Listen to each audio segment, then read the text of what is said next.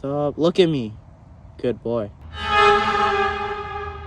Start speaking, Warren. Start speaking like a good little boy. In a recent case at GNMH,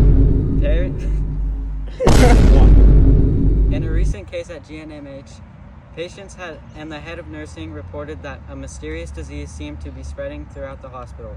After further investigation, the illness was identified as a nosocomial infection, which is also known as a hospital-acquired infection. This type of infection is concerning because it is not brought in by the patient and is instead picked up while the patient is receiving care inside the hospital. Situations like this can create serious problems, especially since hospitals are full of people who may already have weakened immune systems. Why did the infection fail its math test? It could not multiply without a host. This joke is funny, but it also highlights a real scientific idea. Infections rely on hosts to survive, grow, and spread. When a disease begins circulating inside a healthcare facility, it becomes important to understand how it started and how quickly it is moving from person to person. This is exactly why an epidemiologist is needed. An epidemiologist is a specialist who works to find the cause of diseases, how they spread, and identify who is most at risk. They also recommend ways to Dude, you have to restart it now. Go. This is exactly why an epidemiologist is needed. An epidemiologist is a specialist who works to find the cause of diseases, study how they spread, and identify who is most at risk.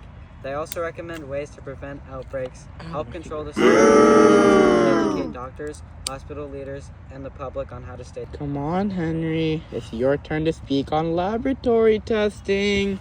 Start speaking like a good little boy. Go. Alright, now it's time to talk about laboratory testing. Good boy. The epidemiologists were able to run several tests to figure out what disease was spreading and how it could be prevented. They began by collecting a sample of the organism and placing it under a microscope. This allowed them to study its morphology, which means the shape and physical structure of the cells. Since there are only a few basic bacterial this step helps narrow down the possibilities quickly. During this examination, they discovered that the organism was a cocci, which means it had circular shape, and they also noticed that the cells were arranged in a clustered formation.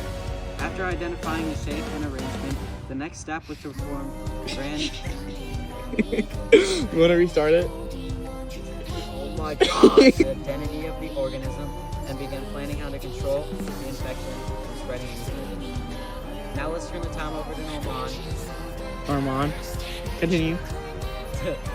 Tell us about how to prevent this infection. Start speaking like a good little boy. Go. In a recent case at GNMH, patients and the head of nursing reported a mysterious infection.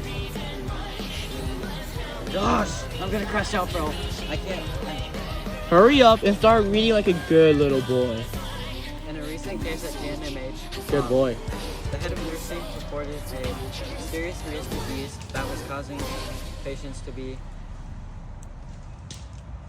Just continue.